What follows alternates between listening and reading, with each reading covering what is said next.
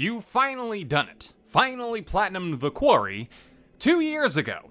And since then you've been starved for some kind of new horror-related character killer game that you can really sink your teeth into. Preferably one where the monster isn't a werewolf or werewolf adjacent. Unfortunately, that well's been dry for a while. You tried the first two Dark Pictures games, but when the answer kept falling into the realm of it's all in your head, interest in the series kinda fell off. But now a new contender has stepped into the ring with a killer that actually seems human. Apparently it's a tie-in to Dead by Daylight, a game you've never played, but has some pretty good taste, so you have moderate hopes. It's also being developed by the same people who make these games, Supermassive, with a style that looks like a small town beset by a crazed killer. The trailers remind you of My Bloody Valentine, but with less Jensen Ackles, and you dig it. So, goosebumps bristling and your bank account ever dwindling to the negative, you purchase the game. One step closer to the horrifying bliss of watching hormone-riddled young adults get creatively brutalized. You boot up the title to find the usual shtick: intro credits, end-user license data agreements, privacy policy, and marketing data? Are we just putting cookie policies into video games now? What is this? I'd actually prefer that you don't market to me based on how long I stare at the in-game cheeseburger advertisements. Thank you very much. Anywho, you get past all those things you won't read and get into the main menu where you're given the option to die alone or die together. If your ex-girlfriends have taught you anything, it's that there's only one viable option for you here. Life choice made and difficulty selected, we join with an intro where a cloaked woman makes vague statements about something called the Entity and our boy Frank Stone. As for her involvement with him though, you'll be waiting for that one, as we enter into, I swear to God if this is werewolf vision. The hopefully dog speeds over to a man making a mask that's oddly reminiscent of the one from the promotional material, as we're given an early face reveal for our killer. Looking a bit, normal, Frank, I'll just say it. But after a nice little pat for Wolfie, we hear some disembodied infant cries from the other room as Mr. Stone goes to hopefully see if they drop their binky. As for Wolfie, he performs some undog-like actions, such as reading a newspaper headline, before a police officer arrives on the scene and we shift to his perspective. Our officer, Sam, knocks on the door of a sleepy old security guard, and the duo have a conversation about strange activities relating to the mill. Apparently, an infant has gone missing from around the town, and Sam thinks that he could be on the facility's grounds. Tom, the security guard, has his doubts though, but is compliant nonetheless, seeing as he lets his dog Merlin handle most of the legwork while he prefers to get drunk in the guardhouse. I've tried similar outsourcing, but unfortunately my cats can't figure out the flashlight. Anyway, for some reason, Sam thinks this ironclad defense strategy could have been penetrated, so he leaves to look around the perimeter. He finds a few documents and a chess piece before getting startled by Tom, who decided, what the hell, I'll give my job a shot tonight. How bad could it be? Turns out, pretty bad, as they find Merlin chowing down on some human pudding. But hey, at least he's not a werewolf. Merlin runs off, much to Tom's chagrin, as Sam dives right in hands first to find an ear. Will you look at that? That damn dog? Oh yeah, that's probably how I'd react to that as well. Sam wraps the ear up in a handkerchief and pockets it. I suppose I should also say that this is in the 60s, so we're a ways out from NCIS or any of its 6 spin-offs. Evidence achieved, it's time for a deeper investigation, as Sam finds a glowing grate leading down to what Tom believes is the furnace. Finding a pocket-sized crowbar, we go over and pry it open, but before we can go in, we need something from Tom. Here you go, drunkie. Take the keys to my cop car and this severed ear so you can call for backup. Tom's a little apprehensive, but with a supportive nudge, he agrees, and we head down into the dark tunnels below the mill. Finding a couple things along the way, including a locket and an ugly doll called the Hillbilly. You assume this to be a nod to Dead by Daylight, and looking it up now confirms it. But now's not the time for action figures, now's the time for action heroes, as you make your way into the furnace room where you hear the cries of the unhappy baby. Like a knight into the battlefield, you rush toward the infant as the ominous Frank Stone lurks in the shadows, ready to make his move. And move he does, as Sam fixates on the child, failing to see the killer in the dim red light. A scuffle ensues as Sam holds his own against the brute, even managing to knock off his awesome mask, but in the end, it's Frank who gets the upper hand, pinning the policeman to the wall before heading over to sacrifice the baby to the embers of the mill. all in audience of a mysterious cloaked figure on the upper walkway. However, Sam Green isn't gonna let a little thing like impalement slow him down, as he struggles free of the pipe, grabbing his revolver and putting a bullet in Stone's helmetless face. In glee, the infant continues to whine as Sam falls unconscious and Frank falls into the burning coals, smoke rising from his body and into the very foundation of the mill, as the baby's probably dying of heat-related illness in the background. Tragic. Oh, wait. That was all a dream? Oh, man. I hate it when I wake up in a cold sweat thinking about my town's history. George Washington set foot here in 1770.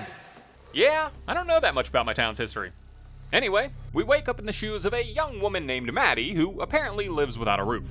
Strange architectural decision, but I'm sure all the natural light cuts down on the electric bill. She hops out of bed and finds a picture of her and her mother before walking out her door and finding her mother walking down the hallway away from her. Also, the door glitches. Or maybe it's a feature?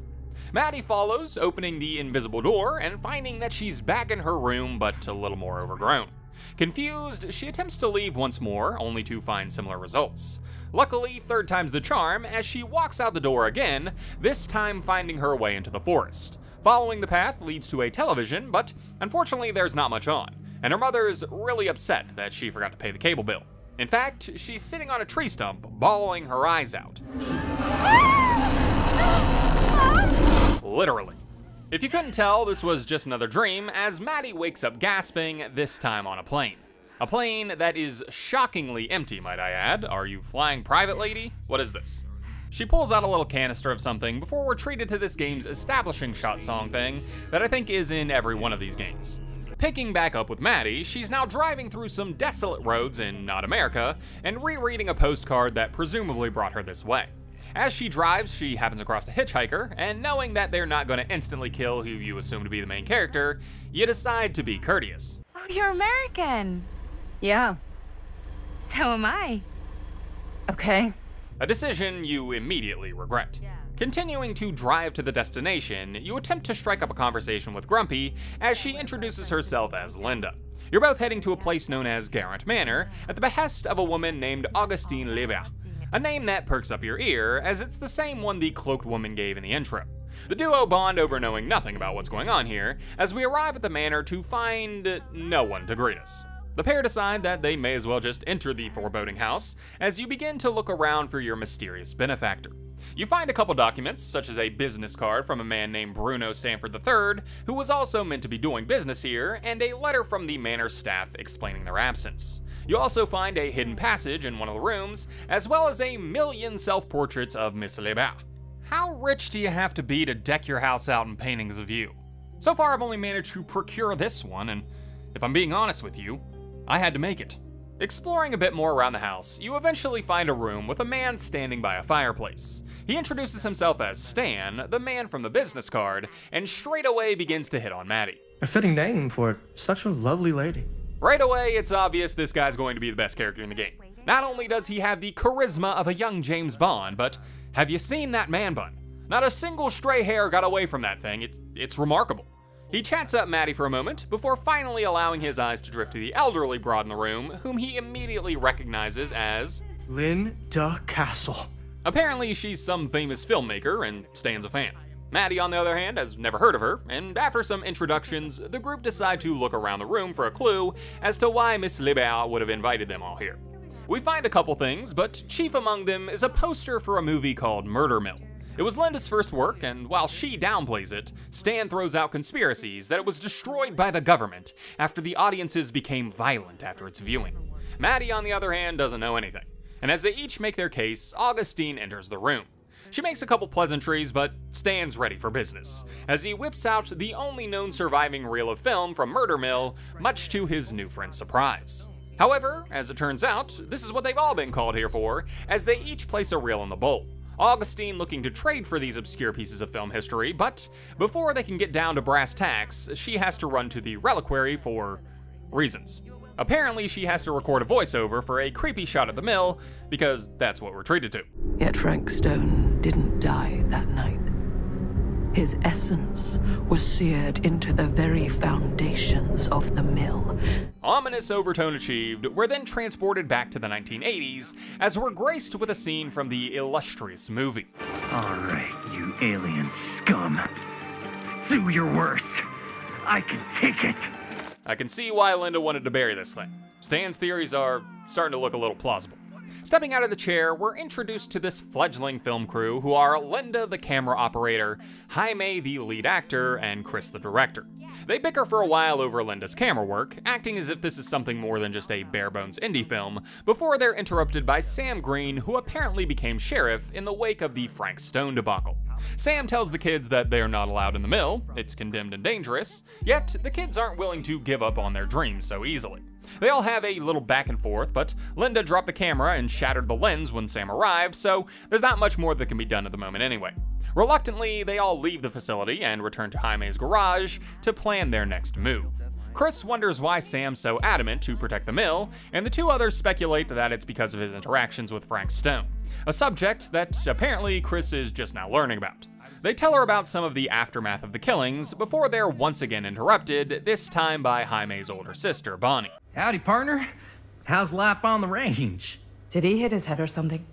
She's a bit less than friendly at first, but turns out to have a blackened heart of gold as she forks over some money to help the teens get their camera fixed. With hopes for their future masterpiece, the trio make their way into town and are struck with a roadblock.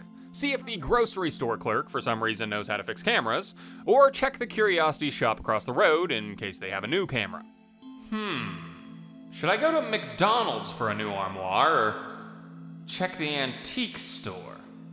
You choose the curiosity shop and mosey on over to find an elderly woman who searches for a camera while you peruse her wares. You find a document suggesting this place was recently purchased by this old lady, as well as some Dead by Daylight Easter eggs that you're sure would hit harder if you knew anything about Dead by Daylight. Did I mention this game was made in association with Dead by Daylight, by the way? After you've had your fill of knickknacks, you make your way over to the checkout and Miss Old Lady brings out a camera for you. $20 is apparently highway robbery in the 1980s, but you pay it anyway because you're desperate to shoot some gold. Thanking the woman, you exit the store as Chris remembers that she needs to pick up some milk before heading home. With a quarter. You can buy a gallon of milk with a quarter in the 1980s, apparently. What the hell happened, America? I had to pay an entire 1980s camera for this little bastard. Regardless, while you're in the store, you decide to have a look-see around and you find a magazine with a knockoff James Dean in it. You also find a knockoff Space Invaders over in the corner. Unfortunately, it cheats, so you just decide to snag the milk and check out. The clerk who rings you up is the son of local hero Sam Green and, as luck would have it, a fellow horror aficionado named Robert. You share a bit of banter before telling him that he's welcome to join the movie crew and that you're filming at the old mill.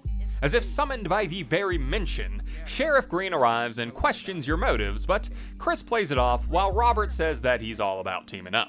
With the gauntlet of shopping now fully conquered, we're treated to another monologue by Miss Lebert, who reveals that she was the old woman at the curiosity shop. How is that possible? I don't know. But it would appear that she has some role to play here, and her puppet strings span across time itself. Fortunately, Maddie isn't concerned with all that, as she has another waking panic that startles both Linda and Stan. It would seem they've just been hanging out here since Augustine left, and are just now about to discuss the coincidence of their roles of film. They talk in circles for a minute, none willing to give motives, as Linda shifts the inquisitive eye towards their host. Stan is also eager to understand the psyche of his mark, and so they leave the room in search of some kind of clue to Augustine's interests. In business, we don't call them marks. My mistake, my finely dressed friend. They have a little look around the lower floor, Linda stumbling across a secret room with some surveillance as well as a blueprint for a temporal machine. Standard rich person affair, I'm sure.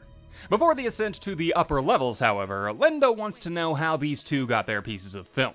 Maddie confesses that she found hers while searching through some of her mother's old things. Her mother was Bonnie Riviera, the older sister of Jaime we met back in the garage. She recently passed away, and Linda gives her condolences before shifting the question to Stan.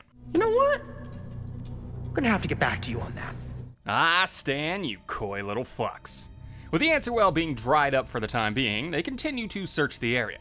Linda finding a book about Frank Stone that gives a falsified account of how the killer was brought down, before walking over to Maddie, whose thoughts have trailed off to her recently deceased mother. The two bond over memories of Bonnie, as Linda recounts the time that she returned to Jaime's house and she was just rocking out on the guitar. With a little chuckle, they share a moment that's interrupted by Stan, who sees someone creeping around outside. The trio swap concerns before deciding that they need to find this so-called reliquary that Augustine supposedly had business in. Before we can see how that goes, though, we return to the 1980s as Linda and a very impatient Jaime are conversing about where their director has gotten to. As if on cue, the garage door opens as both Chris and Robert enter very excited about what they've been up to for the past couple hours.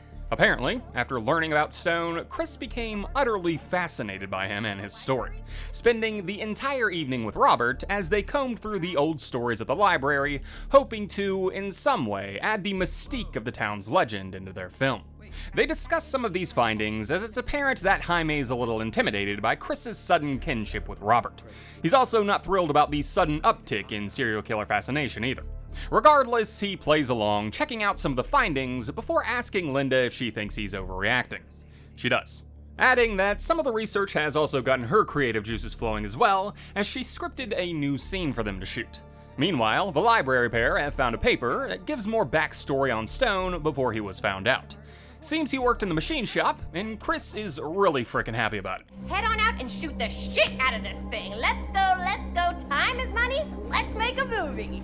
They all load up into a van and head off to the mill to finish up the movie.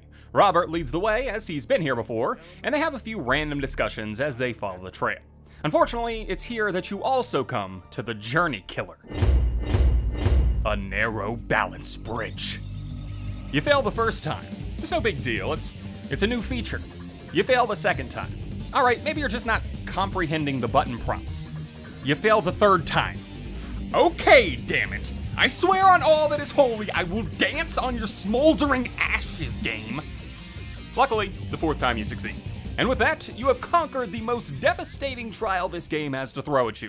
Celebratory Sonic-flavored G Fuels all around, folks. As for the film crew, though, they've got a bit before they can crack the finery, as they hike a bit longer before finally approaching a storm drain leading to the mill. Robert continues to blaze the trail, but Chris wants to do a bit more exploring around the desolate tunnels. She finds a key for the casting shed, which in steel terms just means the process of pouring it into molds. And that's about all that's down here.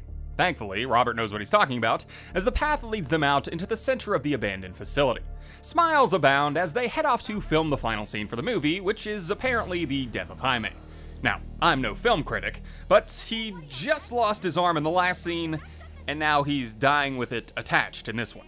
I mean, the plot holes around here boggle the mind, but whatever, man, whatever. Chris calls a wrap on the project, but Linda reminds her of the scene she wrote and wants added. She agrees, and so they head off with plans to record it in the furnace room, the same place where Stone died all those years ago.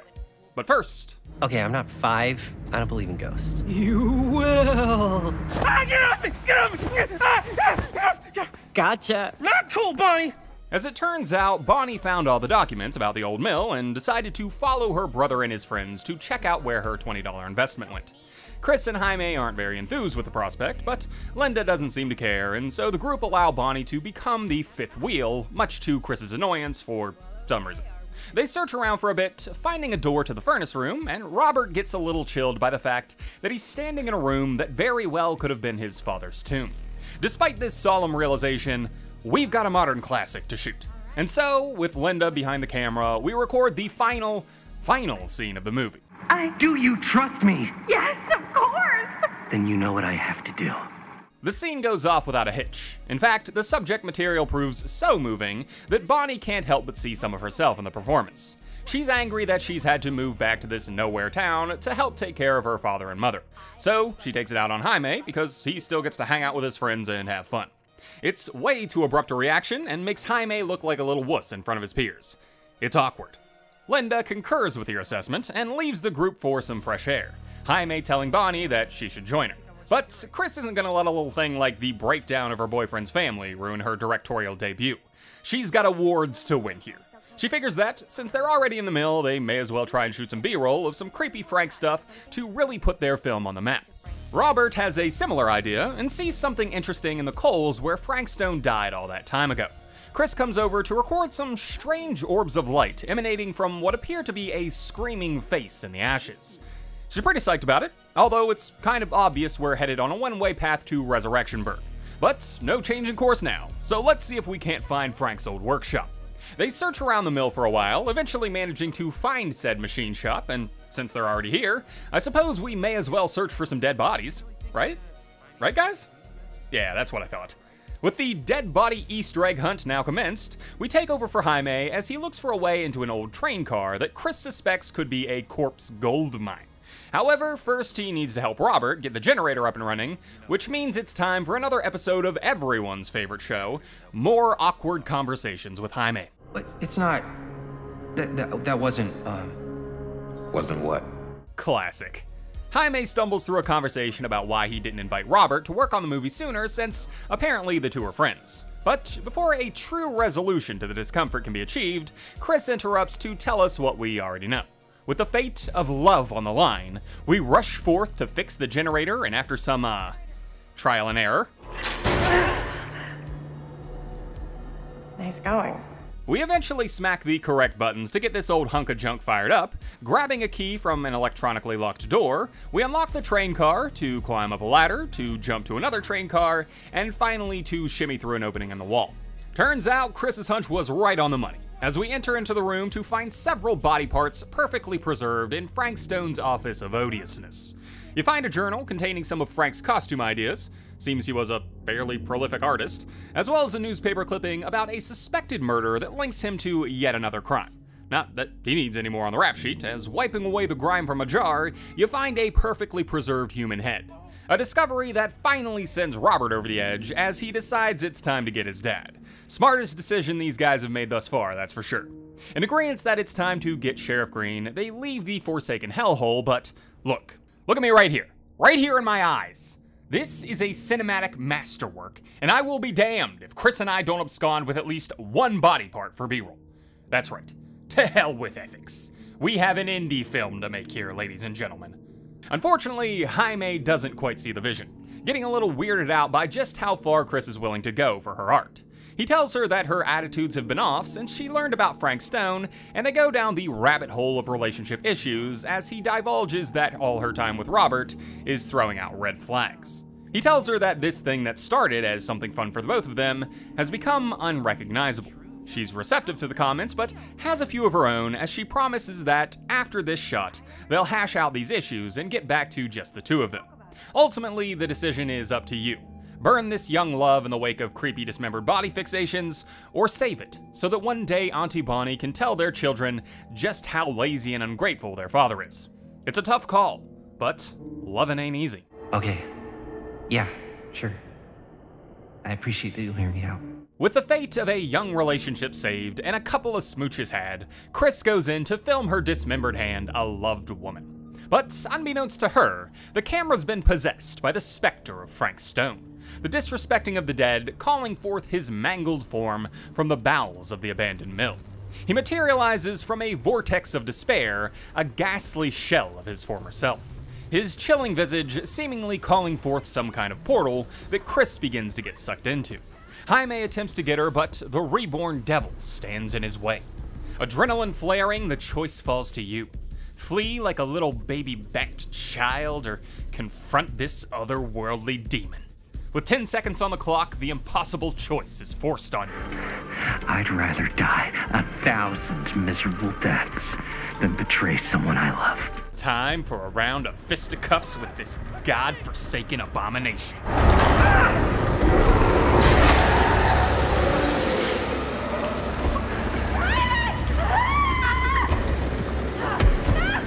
Okay. Well. That could have gone better. Yeah. That could have gone better. As if to add insult to injury, Chris gets sucked into the vortex anyway. The sequence ending as you begin to question how this movie ever even got made with this level of on-set drama. Regardless, someone edited this thing, as we're returned to the proof with our 3 holders of said film still attempting to get into Augustine's reliquary. They've been stumped for a while by the eccentric gate door, but eventually, Stan, the brilliant little minx, gets the ball rolling again. Just a guess, but why not try This. The ladies stand in awe of the incredible intellect floating just below his well-coiffed man bun. But now's not the time for complex intergenerational love triangles. Now is the time for reliquaries. Back in control of Maddie, you look around the newly opened floor, finding a magazine that seems to confirm the story of Murder Mill's dark history of driving crowds to violence, as well as an invoice suggesting that Miss Lebert has a penchant for blowing large amounts of money on obscure films. With the plot ever thickening, you find the part to the metal door and figure out the puzzle on the paintings to finally gain access to the reliquary and also finally learn what that word even means. It's basically a museum. A museum for haunted knickknacks, apparently. They have a look around the impressive display, which is again filled with what I assume are more Easter eggs for Dead by Daylight. I'm starting to get the feeling that these games are somehow connected. You soak in the ambiance, enjoying the displays before deciding to have a chat with Stan.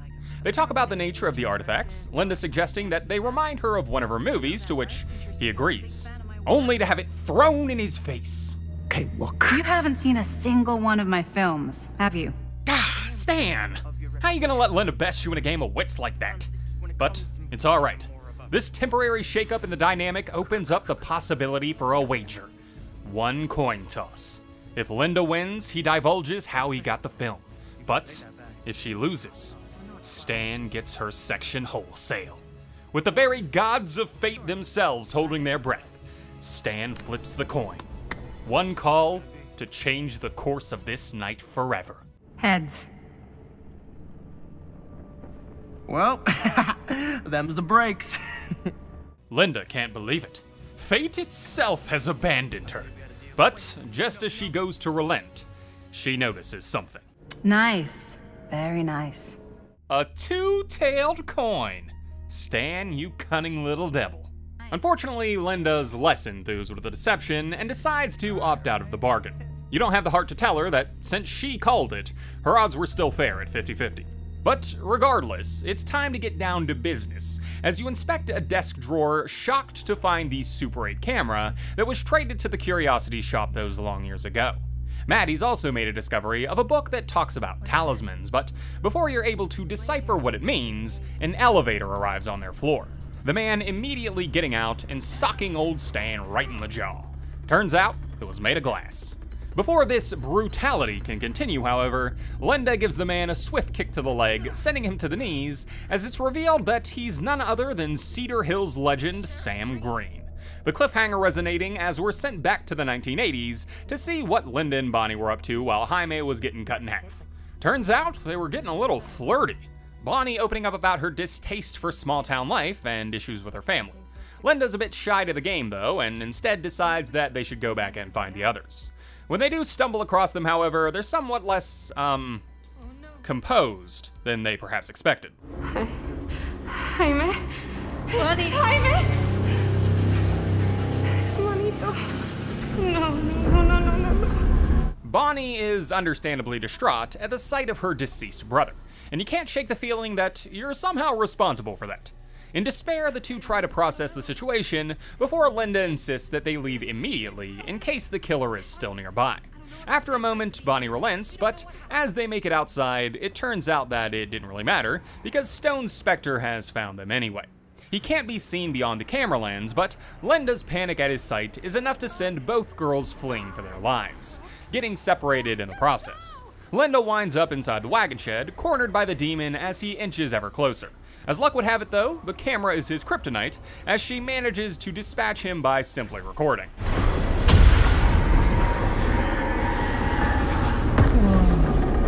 Lame as that may sound, it does make sense. Every time we try to catch these things on film, they just evaporate.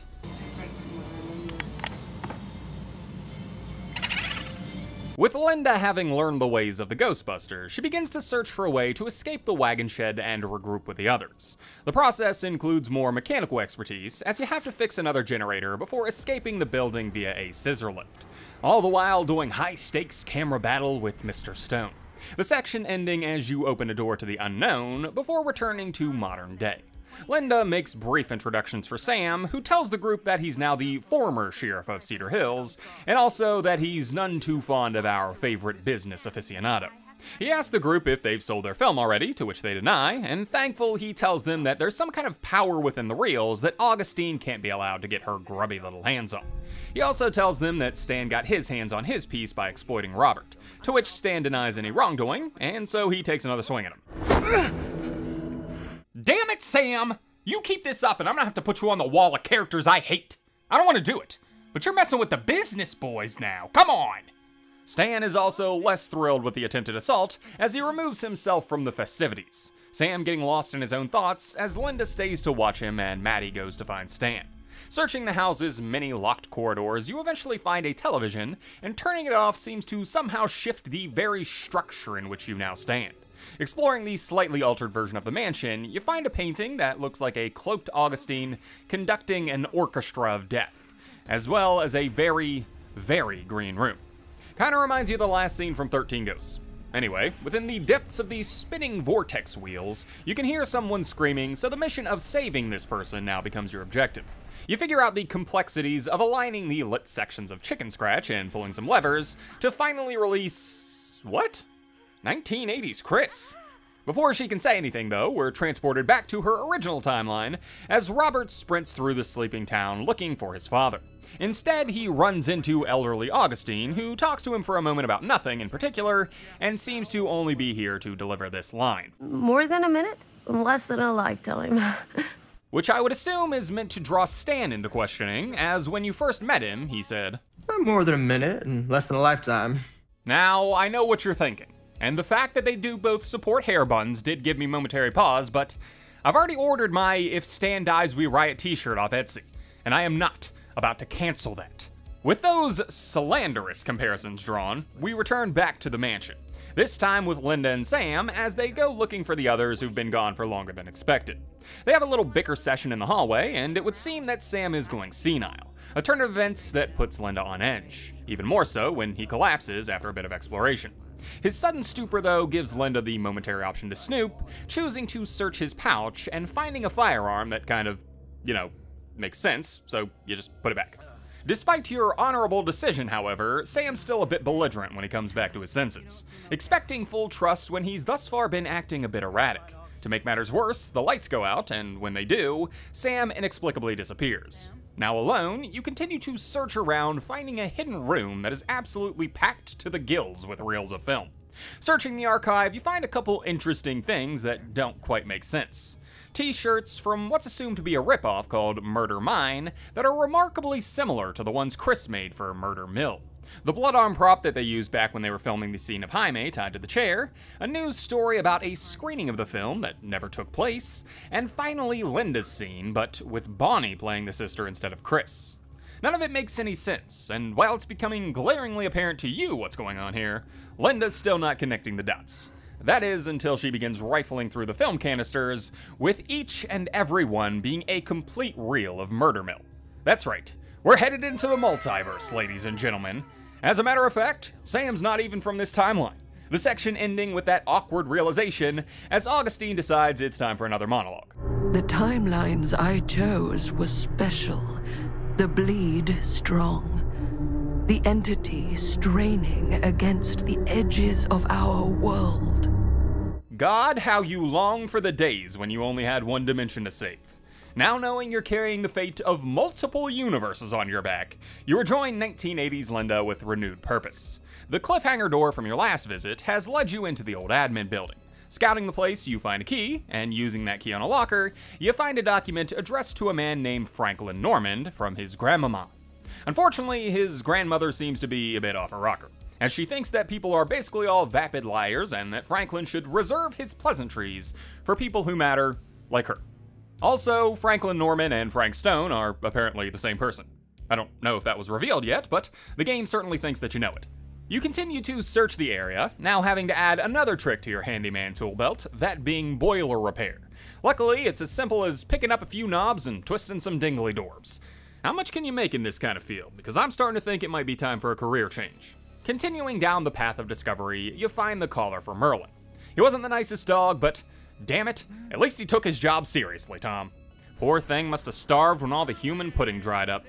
Through the winding tunnels, you also manage to find another of Frank's hidden murder nests, this one housing the final writings of one of his captured victims, a man named Dwight Allen Parker, as well as one of Frank's old diaries. In this diary, he writes that he was brought to his desire to kill by a woman, presumably Miss Lebat, who would give him certain kill goals. With her promise of becoming eternal, he would carry out her wishes and, in the end, would be given 4 initials from which to work with: DP, BK, LR, and JR.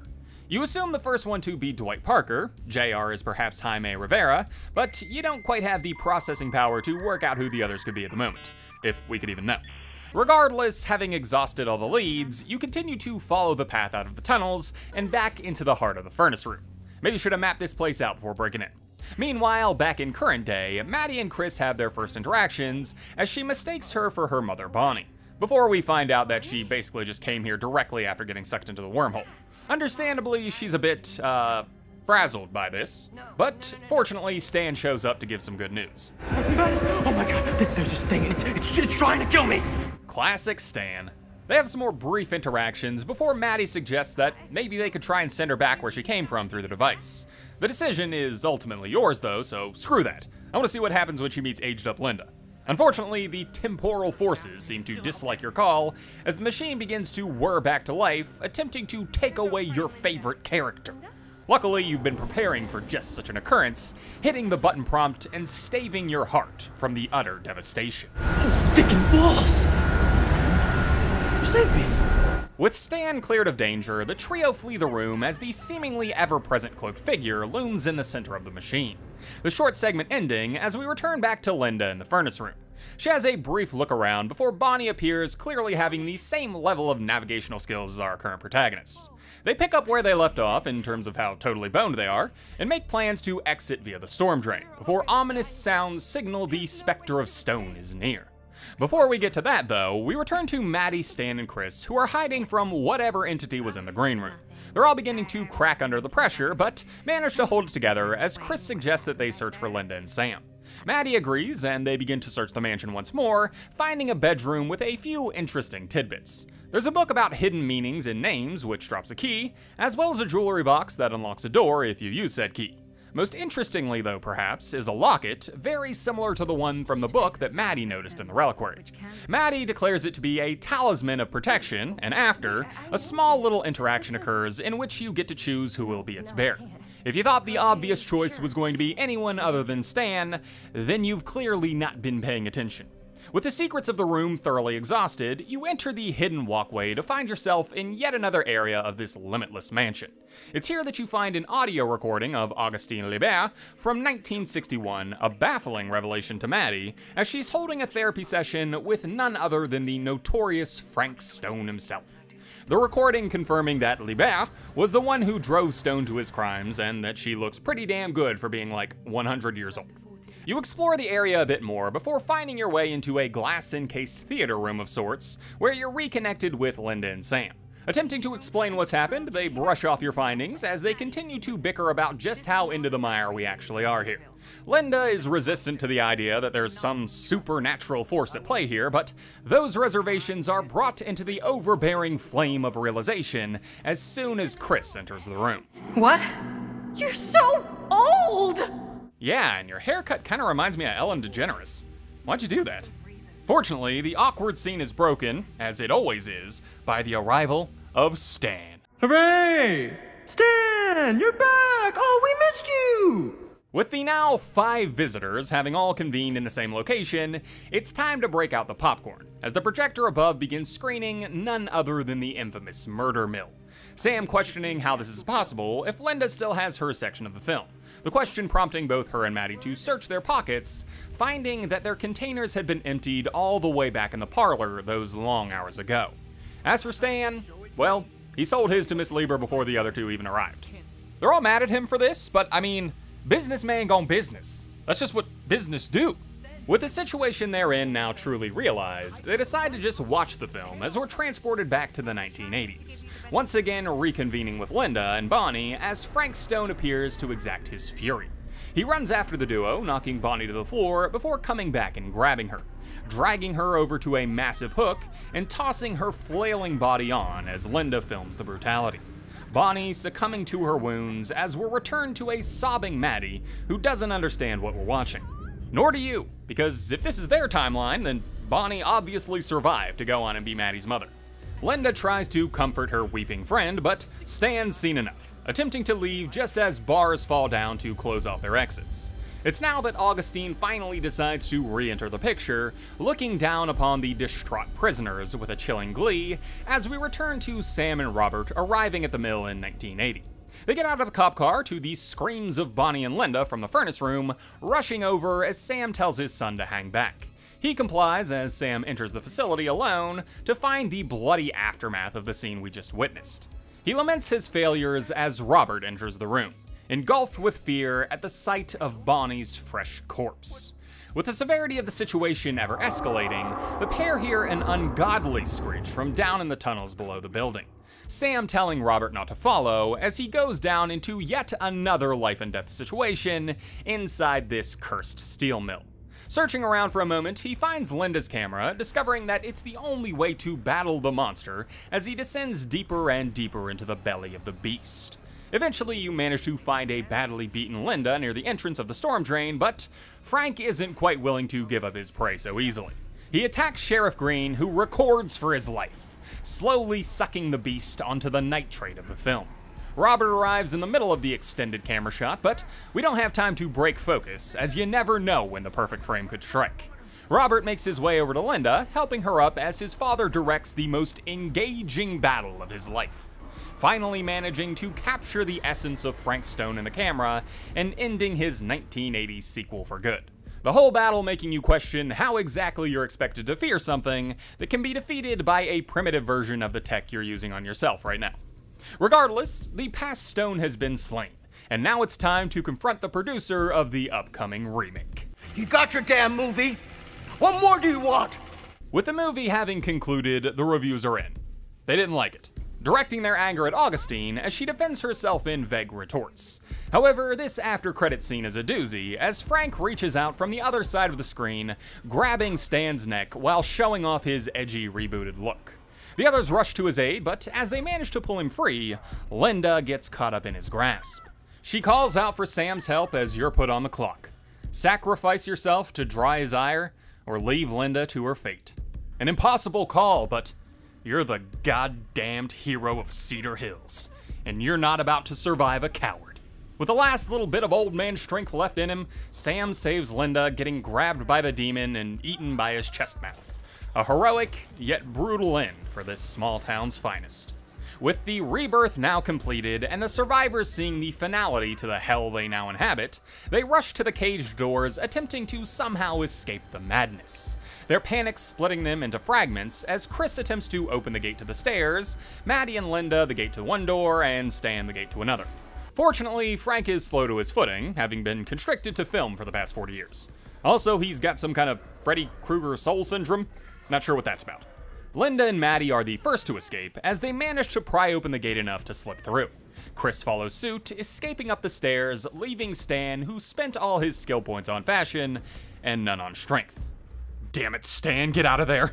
Fortunately, he has the talisman, bringing out the locket as Stone stands frozen by its amazing gleam.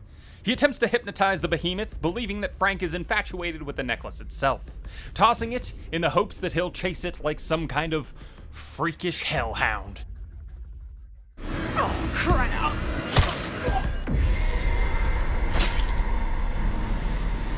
Stan? This can't be happening. There's no way that this is happening. I gave him the talisman, for Christ's sakes. How could you take him away from me? I know, I'll restart the game and figure out how you're supposed to save him. There has to be a way. Unsavable? No! They just haven't figured it out yet. There has to be a multiverse in which Stan survives.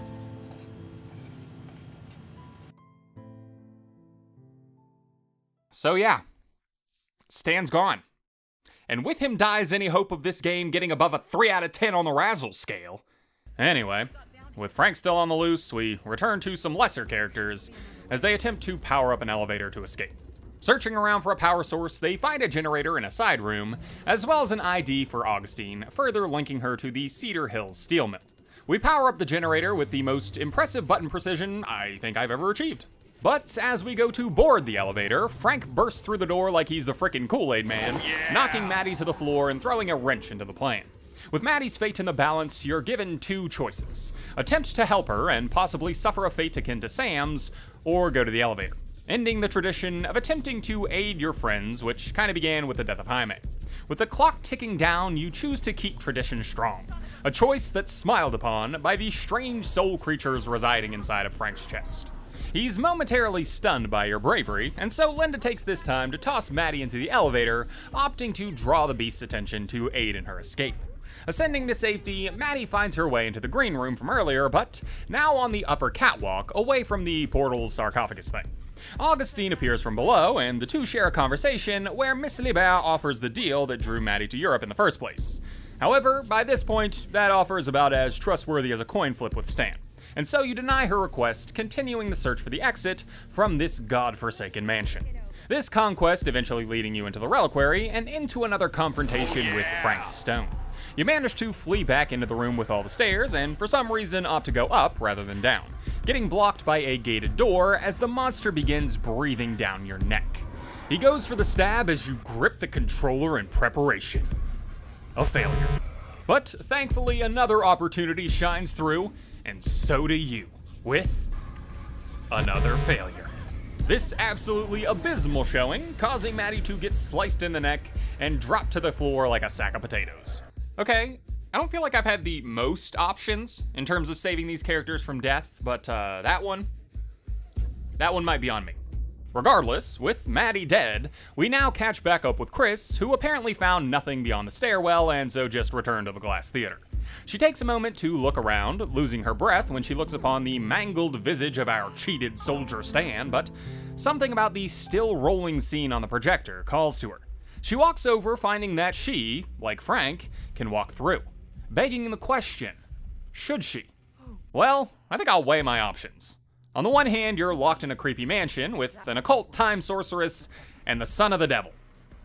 Yeah, you know what? I don't really need to weigh them. You walk through the screen as we're teleported back to the 1980s, back to our first introduction to the original gang, but this time, instead of Sheriff Green startling Linda, it's future past Chris. Speculation as to how this whole thing's going to play out left to theory, as she just kinda stands there. With the final scene set and most of the main cast dead, it's time for yet another monologue from Miss Libert. This time talking about the success of her plans and her undying loyalty to her god, the Entity. Us joining her as she steps outside to see a giant rift in the sky opening and allowing this so-called entity to invade our world. Unfortunately, she's only got one friend to share this accomplishment with, and he's not exactly a talker. They stand there for a moment in awe of the devastation she's wrought, before her rabid dog decides to bite the hand that fed it. Augustine dying as she has fulfilled her role in providing more victims for her all-powerful deity. As for Linda, however, she doesn't quite know just how entirely out of her depth she is as she continues her attempt to flee the mansion. Maddie's car is locked, and hearing the cries of Frank from inside the house, she decides to just see how far she can get on foot. Wandering onto a path in the woods, she freaks out for a moment, attempting to regain some semblance of control from her obviously unhinged situation. Seeing a light in the distance, she approaches to find glimpses of a past that seems to be different from her own, following them as they tell the tale of how she, Robert, and Sam split the film with the understanding that they would never speak of it again. With these false retellings concluded, she continues to find what I assume are yet more Dead by Daylight Easter eggs, because otherwise I don't know what the hell they're doing here, before squeezing through an opening, finding a campfire populated by silent shadows in its protective glow. The game ending as Frank wanders down to the edge of the tree line, Linda slowly realizing that her life will never be the same. And now, let the trial begin.